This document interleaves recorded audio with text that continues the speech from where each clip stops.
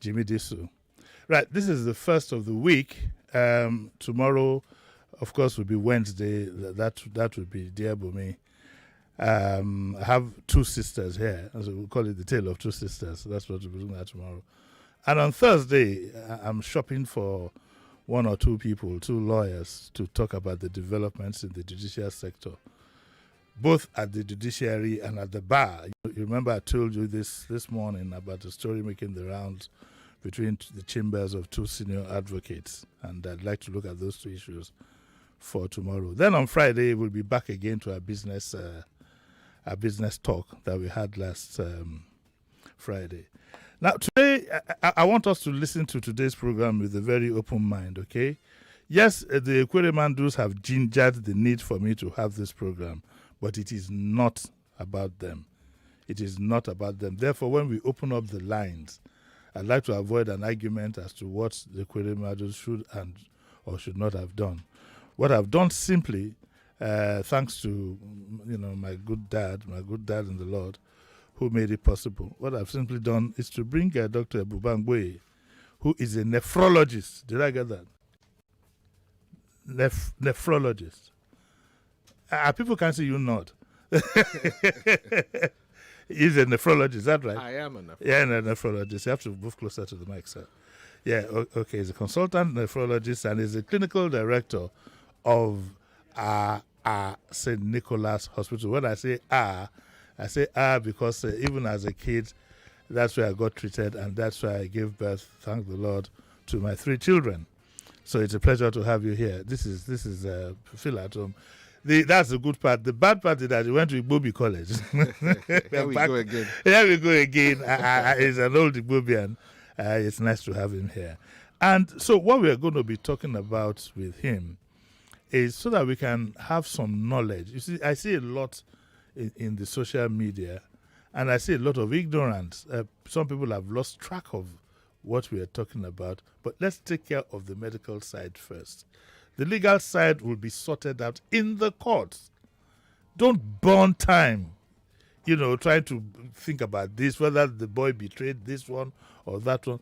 But let's even get the medical side. If that's going to be my own contribution, so be it. Dr. Wangwe, you told me one thing that I've been shouting from the rooftops, that we've been doing kidney transplants for close to 22 years. Not close to, more than 22 years. More than 22 years. Yes. In about how many? When I say hospitals, I mean, is it just in Lagos or? Well, we pioneered it at St. Nicholas Hospital, incidentally. Okay. And that was exactly on the 6th of March in the year 2000. Wow. So we celebrated 22 years of that earlier in the year, this year.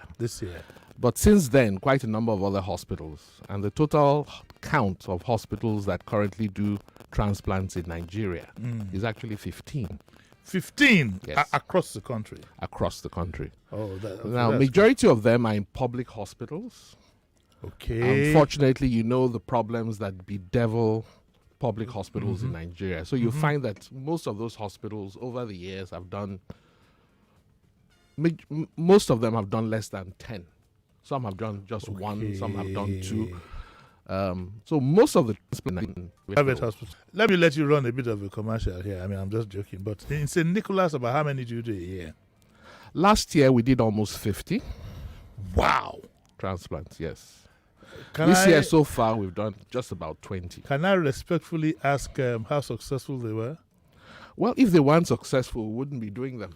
That's the fact. That is true. You'd have had to stop. We would have had to stop. Is it? I know it's a big, surgery will take about how many hours? 4 or 5? Well, there are 2 surgeries. There's the donor surgery and there's the recipient surgery. That is true. Are they done at the same time?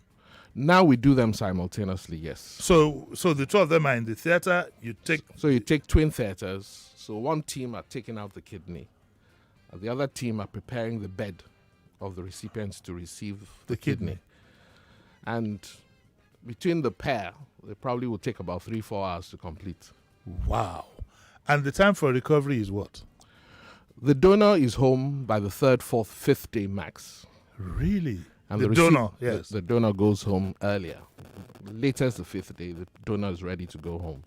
The recipient normally would leave, let them leave at 2 weeks. Some leave slightly earlier, some leave slightly later. So you can take a proper look and see. Yeah. How do you know if they are compatible before you open them up? Well, that's the key to the success of any transplant. And that's the bit that the nephrologist, because as the nephrologist, I don't carry out the surgery. Ah, okay. But the nephrologist prepares CPR. And immediately the transplant is over, he takes over the care of the patient for the rest of that patient's life. How do you confirm the compatibility? Now, do you need to open them up? That's what I'm saying. No, you don't. Oh, okay. There are tests that you do that confirm the suitability of that donor and ensure that that donor is fit enough to undergo the transplant process. Because the last thing you want is for anything to happen to a donor. Yeah. So there are various aspects to it. And for us, the key one is the suitability of that donor, both ethically and legally. Then the suitability physically. So you won't take a donor, the donor cannot be less than 18 years by law. Okay. Usually you don't want to take a donor that's over 65 years. If you're going to take a donor that's older than that, there are extensive tests you need to do in such a donor. The donor should not have a disease that could in future cause a problem for his one remaining kidney. So you don't accept if the patient is hypertensive or diabetic. This is the first time I'm going to be knocked out on all counts. You wouldn't 65 accept. and above. Yeah. Hypertensive and diabetic. Yeah. I'm knocked out completely. And then, of course, you want to be sure the individual doesn't have an infection that he can pass on to the recipient. So you screen for hepatitis B, hepatitis C, HIV, CMV, syphilis. So the tests you do are quite extensive. And they, in fact, constitute a major part of the costs. But the final bit of the test is to confirm compatibility between the donor and the recipient.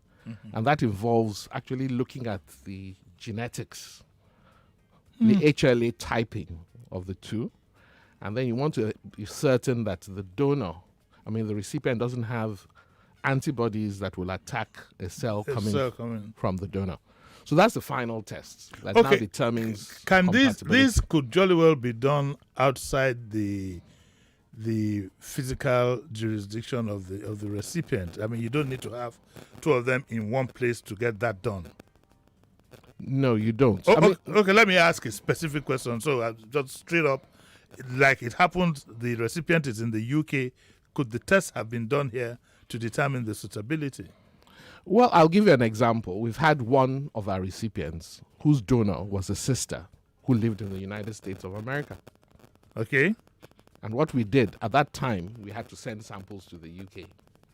And we just arranged DHL. We took samples from the recipient in Lagos.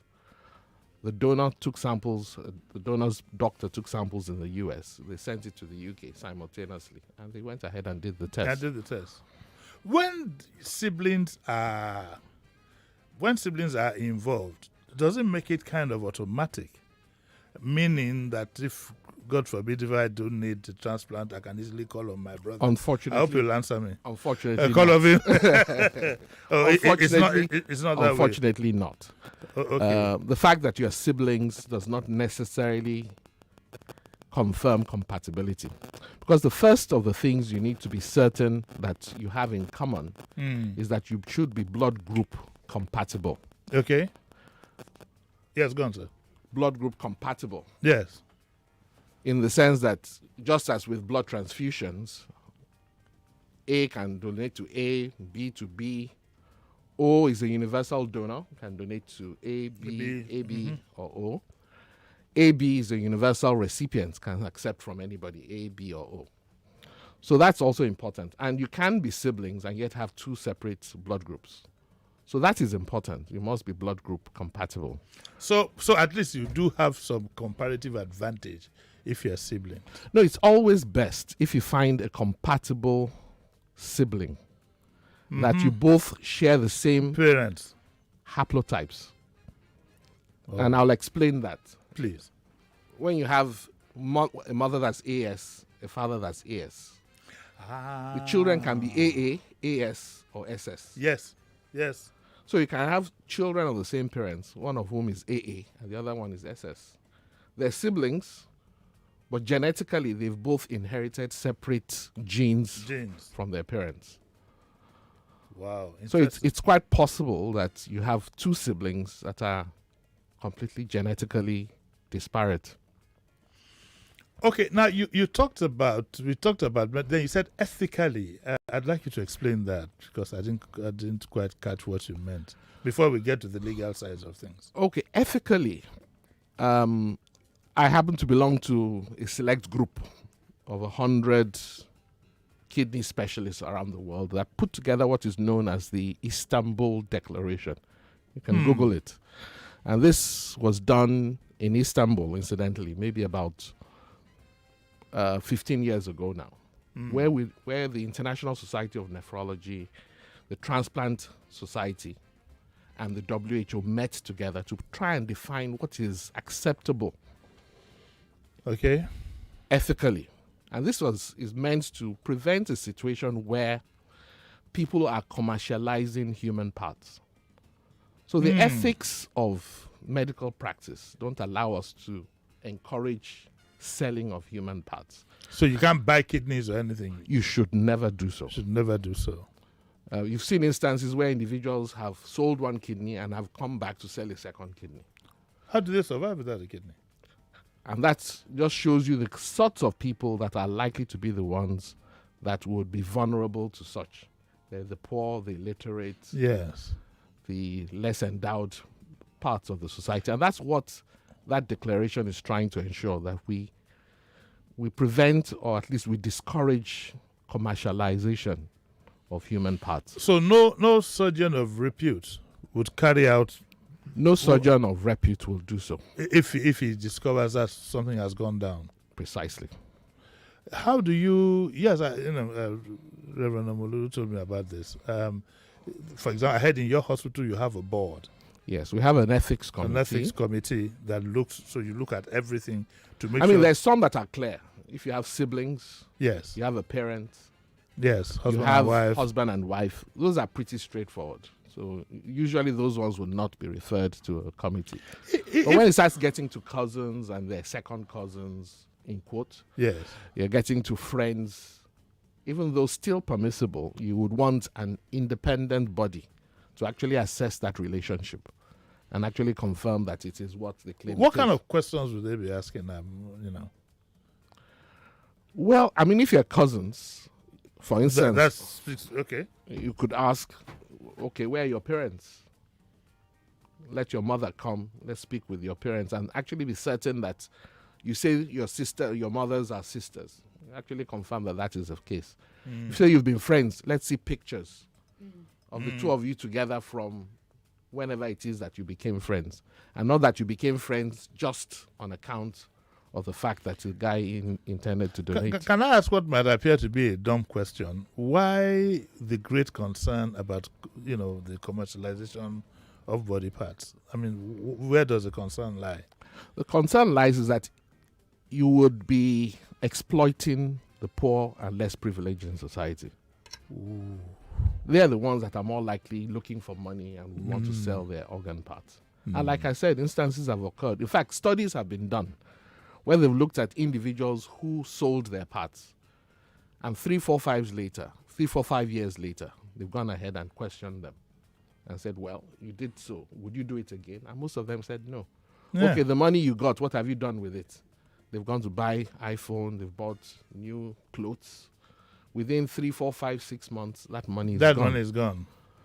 And so, of course, they're now left with just one kidney. And a team that will go ahead and take a kidney from somebody who evidently has commercialized that transaction are less likely to be as careful with ensuring that nothing happens to that donor.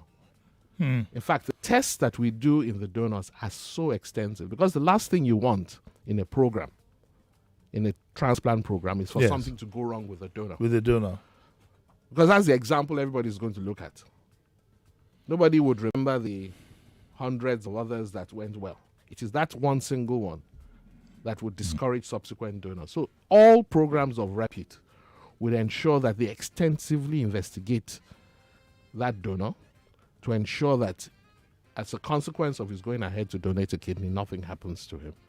That's important because that's one thing we keep, each time we're counseling potential donors, reassuring them that studies have actually been done where they've looked in Finland. They looked at donors over 25 years and followed them up over 25 years.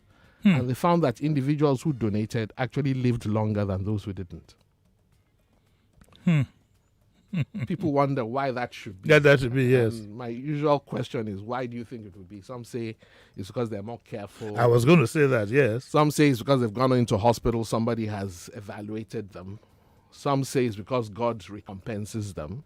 Some even say maybe the doctors are a little more compassionate with them, but that's not the reason why. The reason is that before we accept you as a donor, you're already a healthier person than the average person in the community. So it won't take you if you have hypertension or diabetes, if you have any chronic infections. Your heart must be fine, your liver must be fine, your lungs must be fine. So already you would live longer than the average person in the community. Anyway, yes.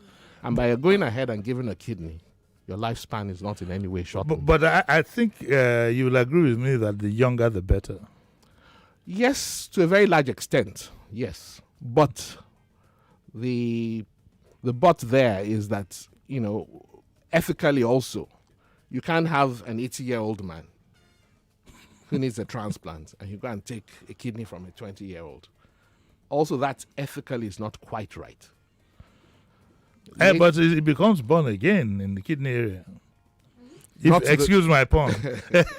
Not the donor. Not the donor. donor now still has a long life ahead of him. And, for him to, if he's giving it to somebody his age, you can understand both of them can then live.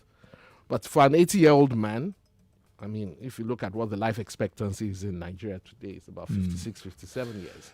He has already outlived that. So if he's lucky, lives 10 years, it will be a waste. Okay. I've been talking so far till Dr. Bubangboye. He's a consultant nephrologist and is a clinical director of St. Nicholas Hospital. And we've been talking about kidney transplants. Okay, so we'll take our usual break where some dues are paid. And when we come back, I'll continue my discussion with him. And after that, we'll open up our lines, 0700 993 993 993. When you do call in, it's not about the requirements. I'll leave them to their privacy. And I will not allow doctor to answer questions directly about them. But you can ask and contribute comments to what is being discussed. I'll be very strict on this because we are talking about people, a situation that is stressful enough as it is, and I'd not like my guest embarrassed professionally in any manner. So we'll take a short break, and when we come back, we'll continue that discussion. So don't go away.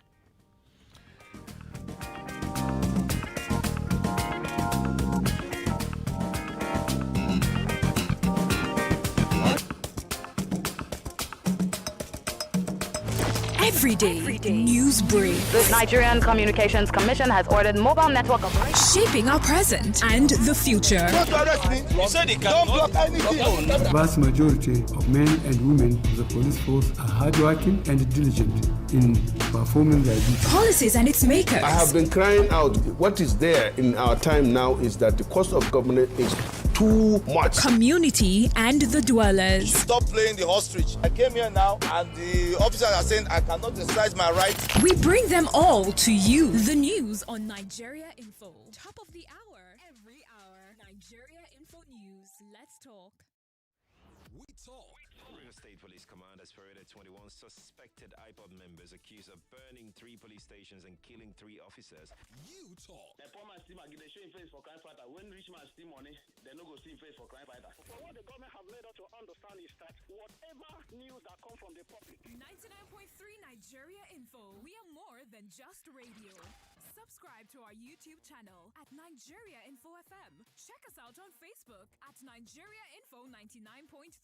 Follow us on Twitter at Nigeria Info FM and on Instagram at Nigeria Info FM Lagos for live updates as it happens. 99.3 Nigeria Info.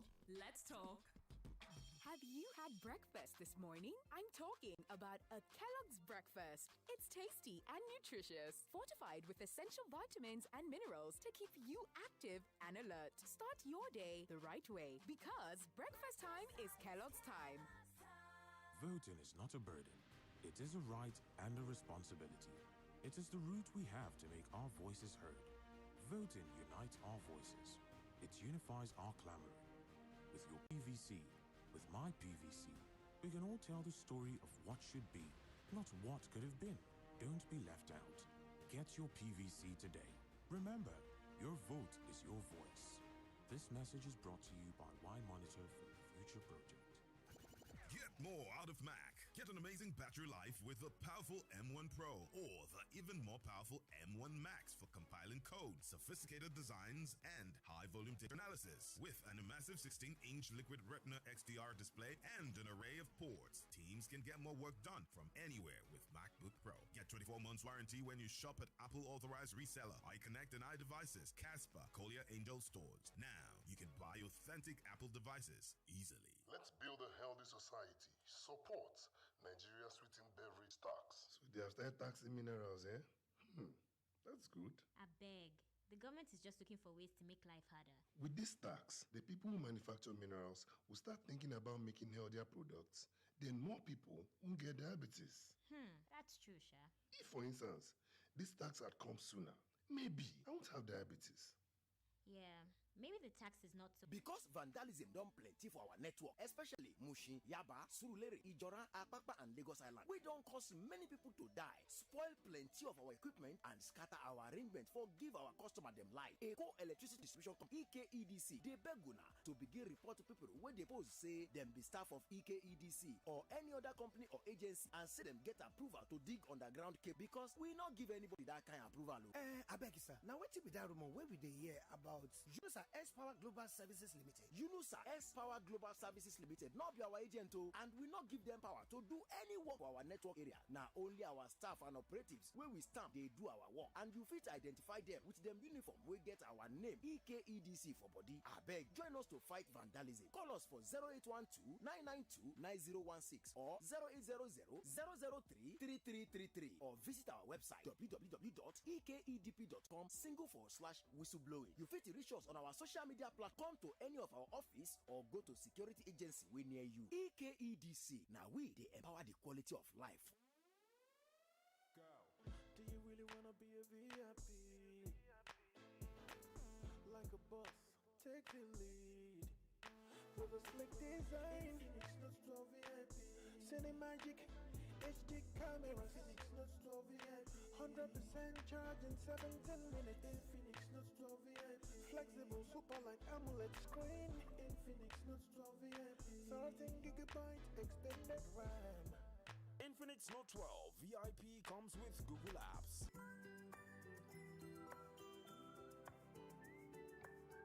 I find the strength I need every time that I look into your eyes. And when the night comes, you hold me in your arms and you say, I'll never let you go, my sweet baby.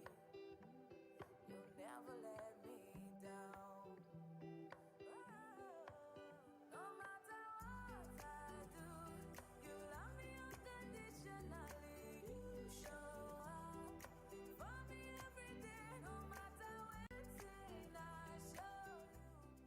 A mother's love is unconditional. Nothing serves this love better than a bowl of Indomie.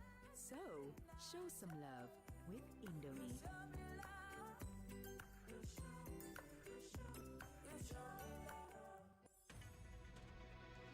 We're back. We're back. We're back. We're back. We are back. We're back on 99.3 Nigeria Info.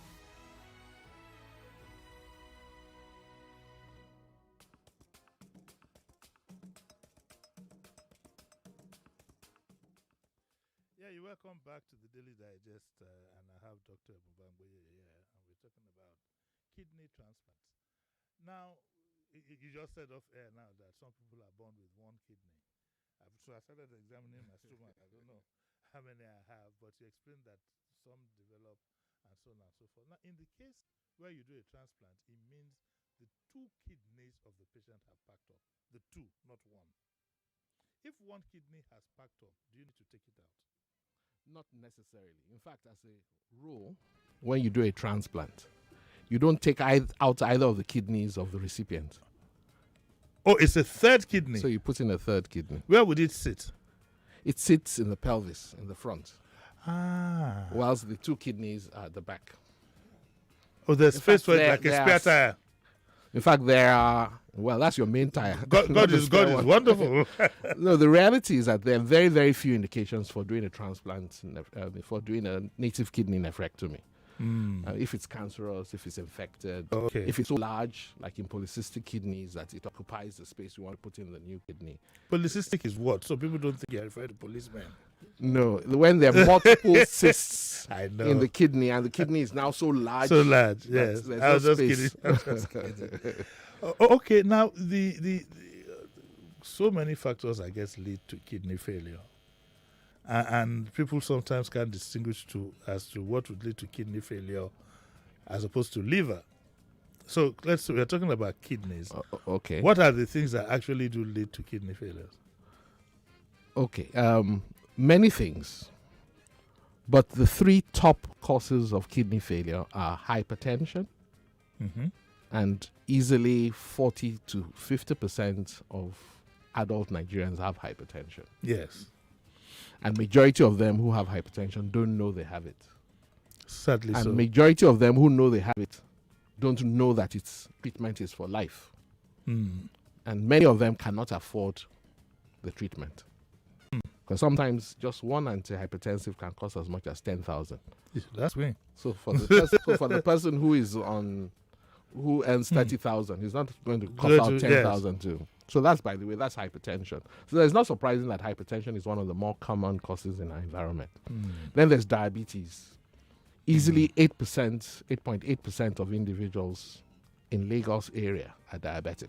Yeah. And in some groups, as much as 30%. So if you're in the affluent, obese, group of individuals, bankers, oil workers, you find that the prevalence of diabetes in such groups is much higher. And only half of those who have diabetes know they have it. And if you don't know and you don't treat, one of the organs that can fail is the kidney. So hypertension, diabetes, and then there's one known as glomerulonephritis. It's a long term, but essentially what it means is that an inflammatory damage is almost like immune, self-inflicted damage to the kidneys, but usually following on chronic infections. So it could be hepatitis. 10% of Nigerians have hepatitis B, hepatitis C, about 4 to 6%, HIV, about 3 to 4%. So the body's reaction to the presence of those chronic infections eventually leads on to damage of the kidneys. So that's chronic glomerulonephritis. And I actually think that is the commonest cause in Nigeria. Because you'll find that the average age of patients with kidney failure in Nigeria is actually about 42, 43 years. Makes it less likely that essential hypertension will be the cause. Because usually women don't develop hypertension until they're over menopause, mostly. And men usually start about 40 years. And you must have had hypertension poorly controlled for at least 10, 15 years before it would lead on to kidney failure. So if the average age of our patients is about 42 years, then there's something else. And that's where chronic glomerulonephritis comes into play. And that usually causes hypertension. So that's why very often those are misdiagnosed as hypertension. So those are 3 commonest causes. But there are lots of other causes that I think the public in a program like this need to be aware of. One, I think, is toxic nephropathies. These are people who take all these agumu. Yes. Bitters. Herbal supplements. Yes. All these things we know are toxic. In fact, in Taiwan, the commonest cause of kidney failure is what they call the Chinese herbal nephropathy. Wow. That's the commonest But you cause. do get some of these approved by... They are. They're sold almost like orthodox drugs. Yeah. And that's why I tell people, why go and spend thousands buying these drugs? When the same drugs are contained and you can buy them for no more than 500, 600, 1,000 naira. Very often what they do is that they actually add additives to it that actually are toxic to the kidneys. So if you can avoid them. Really, Then, can we have that again? Agbo, bitters, agumo, herbal supplements, all these, I don't want to call the names, but yes, all I these understand. Things that people sell for thousands, hundreds of thousands of naira. And yet, not only do they not cause any additional... What about spirits? Excessive intake of spirits? That will damage your liver. Oh, okay. Not the kidneys. Not the kidneys. But the damage anyway. Yes. So they should be avoided. But what about things like creams? Well, I'm coming to that. Because that's the other one would be... And that's why, bless his soul, Professor Oliko Eransom Kuti, whilst he was Minister of Health, actually banned the use of skin lightening creams. Many of them contain heavy metals, particularly mercury. And mercury is, you might say you're applying it on the skin. Yes. But the largest organ in the body is actually your skin.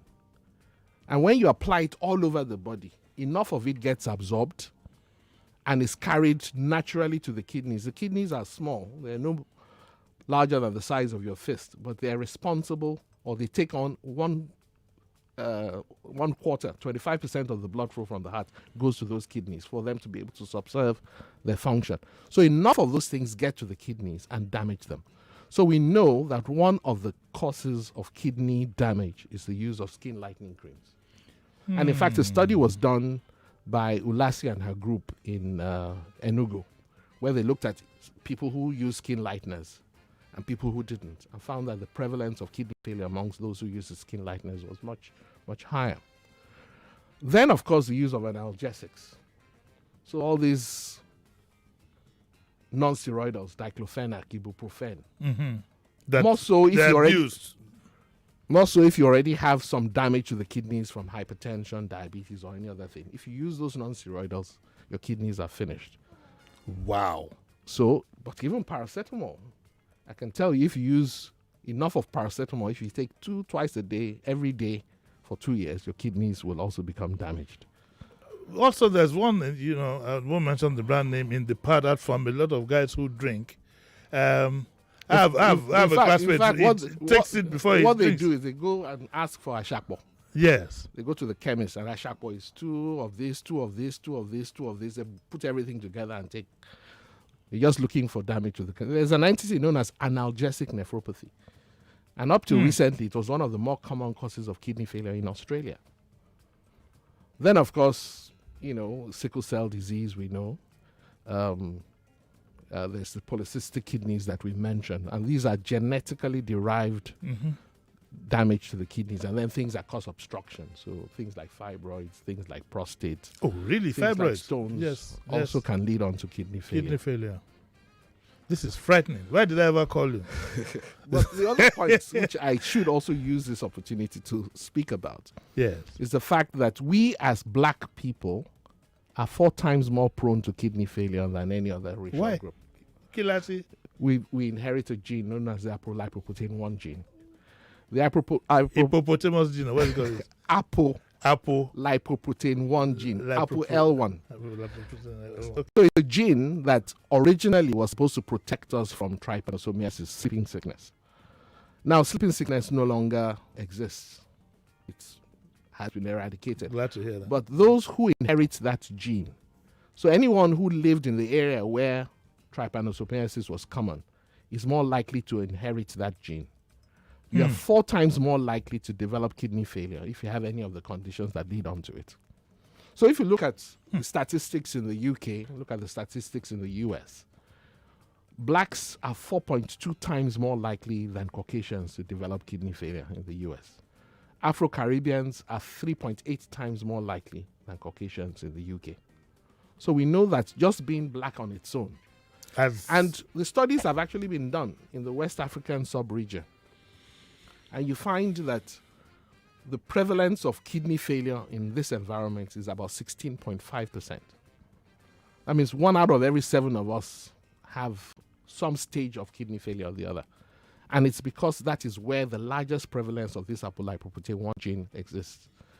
So for the homozygous, those who have inherited the G0, G1, G1 or the G2, G2, they're about 46% of the population. Those who carry just one half of the gene, another 46%.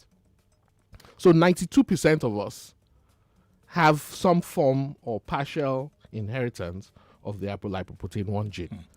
Okay, this program is on, of course, it's on YouTube and Facebook Live, and you can always go play it back.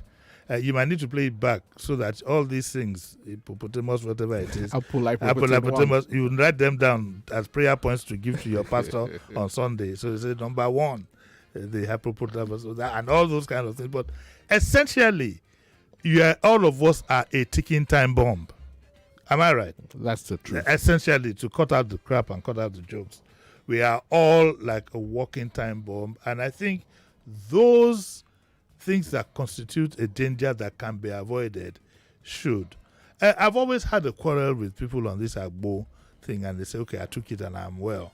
I say, yes, that might be it, but you don't know what else. What damage. And that's because Agbo itself has no measurement. That's the list of it all. And bitters too, the same thing. But I'm wondering why the government have allowed these things go on. I think it's not just in Nigeria, even in the US. The lobby for those who sell all these multivitamins and herbal supplements is so strong. And that's why, one is hoping that even the Senate in the US at some point would legislate against it.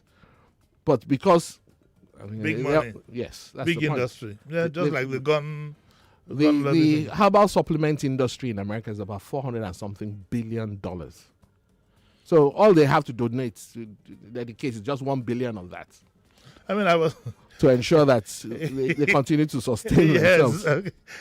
Just about 3 weeks ago, I was watching American TV, and the commercials kept coming at you. On these herbal supplements. It kept coming like left, right, and center. It just kept and the reality is that none of these herbal supplements work. None of them. Ginkgo biloba, saw palmetto, all these things that are marketed as being, studies have actually been done that have scientifically proven that they have no advantage. Even vitamins. I mean, if you eat an averagely balanced diet, you don't really need even vitamin C that we keep popping in our mouths. Even vitamin C. The only thing is that it won't harm you. So that's why. That one is harmless. Yes. Thank God. I like popping that in my mouth, partly because it's sweet. An excuse to take something. Okay, we're going to open up our lines now, and like I said, I can see our lines are buzzing, so we won't have much time to waste. So if you do, just give your name and let's hear what you have to say. We'll take the first caller of the day. Hello, good morning. Hello, good morning, sir. Morning.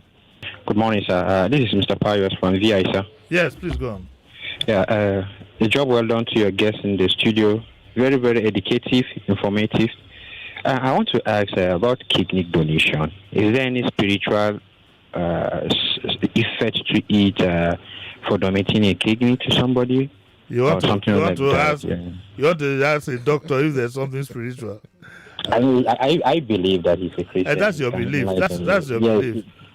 This gentleman, the gentleman here is a doctor. I don't want mischief makers to misquote him on Twitter. So the question is ruled irrelevant. Okay?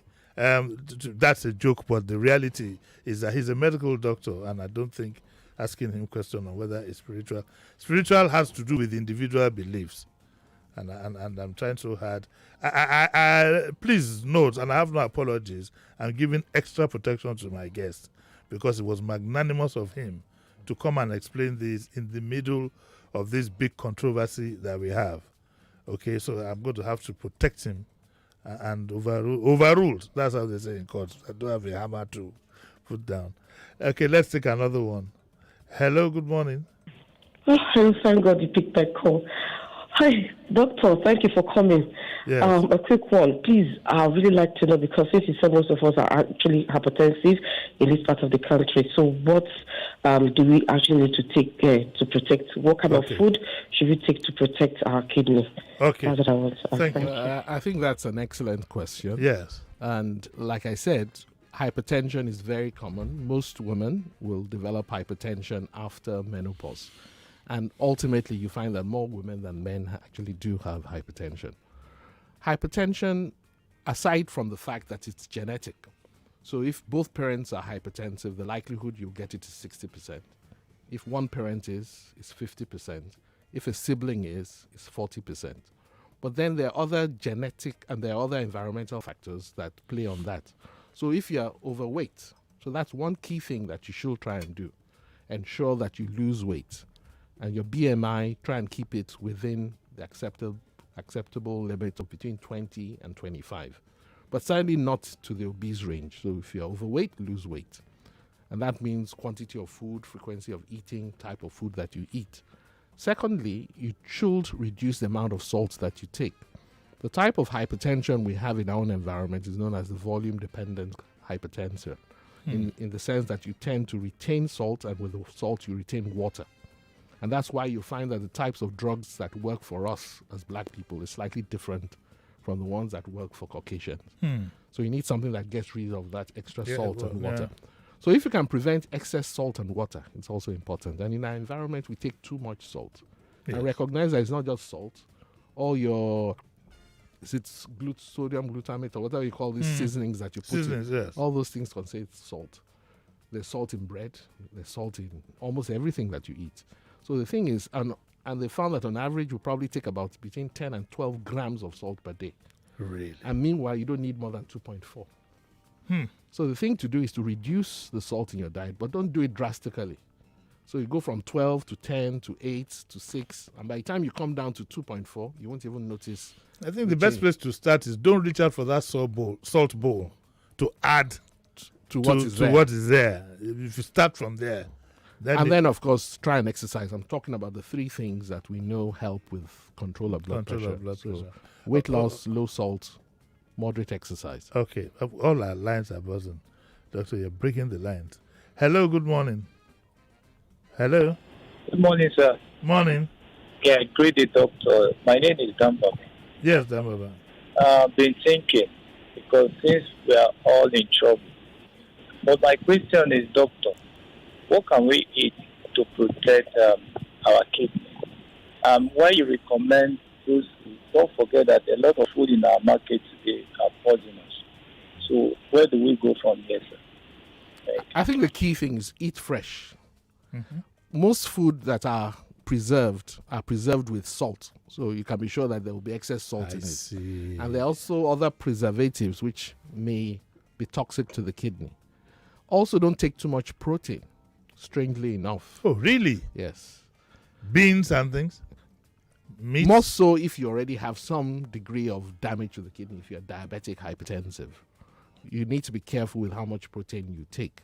So don't go and take a kilo of steak or take a whole chicken. Hey, well done steak. Yeah. Just take one or two. But the fortunate thing is that the average diet in our own environment is a low protein diet.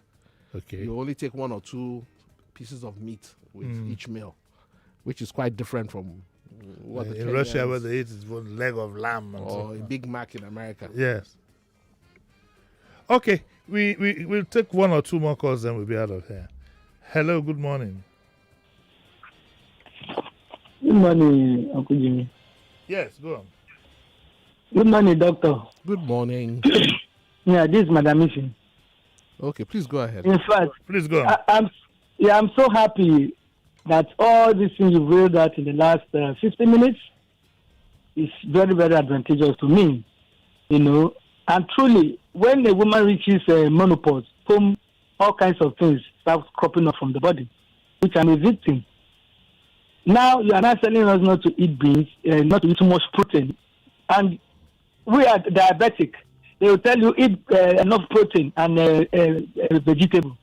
So how do we do it? And our protein here is mainly beans, egg, fish. I haven't said you shouldn't eat those things. No, I did say you should. I did say you. Eat it in moderation. Moderation. I retrace that. Just eat it in moderation.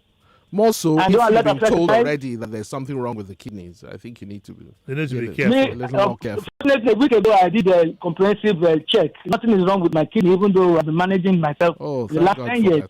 Yes, I'm so happy. Okay, you know. Okay, Madam, thank you very much. We'll take another caller. Hello, good morning. Hello. Good morning, sir. Morning, my friend. How are you? Who's calling? Fine, sir. My name is Bayo. Yes, I really want to appreciate you for this program and your guest. Thank you. Okay, now, a quick one, sir. I want to confirm concerning the hepatitis B or C you talked about. If somebody is being, goes for screening and primary B such is infected, okay, for how long, what are number one, is it curable? Then to what extent could that even affect the kidney? Then this last one, sir, because of our time, the last one is that okay. Sorry, your 1 minute. Your 1 minute is up, please. We don't have much time. Please go on. So about the hepatitis, like I said, at least 10%, depending on the studies that you're quoting, hepatitis actually affects the liver, and the likelihood of kidney failure and kidney cancer is high. But because of the immunologic response to it, it can also affect the kidney. So in that case, what you should do is see your doctor. Okay. And there's treatment for it. Okay. A lot of you have questions, really. There's not much the doctor can tell you. What you need, the habit you need to get into is to go for proper checkups regularly. Finally, how long would a donor have to wait how long would a patient have to wait to get a donor? Or you don't source for donors on behalf of no, absolutely not. The responsibility is that of the recipient, and it has to be somebody who's either genetically or emotionally related to him. So is it a crime in Nigeria to buy a kidney or to induce somebody? We do have laws now. The National Health Bill or Health Act actually prescribes penalties for those who buy and sell. But our concern as nephrologists is that the penalties are not severe enough. What's the penalty here? For the person who sells is 1 million naira. Okay. So what he does is that he will just add the 1 million to whatever he's asking for. And then, for solid organs. Correct me if I'm wrong, in the UK it's life imprisonment. I would. I checked it online and I saw something like life imprisonment. But there seems to be more severity in that environment than here. 1 million is nothing. Well, that's what, as an association, we've tried to make representation to government. And the good thing is that Lagos State is coming out with its own law, which is a little more prescriptive. And one hopes that when that comes to be, it will, prescribe slightly more severe penalties that would discourage people from going ahead with this. And that in any case, any medical practitioner involved might jolly well lose his license. Oh, certainly, yes. Okay, Doc, thank you very much. I'm sorry I had to drag you away from your patients and the hospital at a very short notice. I'd like to thank you very much. I'd like to pay my regards also to Reverend Omololu for his concern on this matter. I can't thank you enough, sir. A box of chocolates coming up when Auntie's not around. That's where we'll end it for today. We'll be back again tomorrow. Tomorrow is Dear Bumi. And I have two sisters coming in. And then, of course, I told you about Thursday. Go out there, enjoy the rest of your week. But don't go away. Are you back again at 10 o'clock? Oh, we have roundtable. Yes. Oh, forgive me. This man has said, Sharif has said I'm an ancestor. So I've lost track of them. Don't go away. That famous roundtable, I'm going home to put my feet up and listen to this roundtable. It's going to go on for like 2 hours. About 2 hours, yes. I won't be participating because, let me quickly explain before people start insinuating things. I just feel that I've become so much of an ancestor. I'd rather leave younger people to express themselves so that I'm not an Emilocon person. I believe in live and let live. I'll see you tomorrow morning at 9. Bye.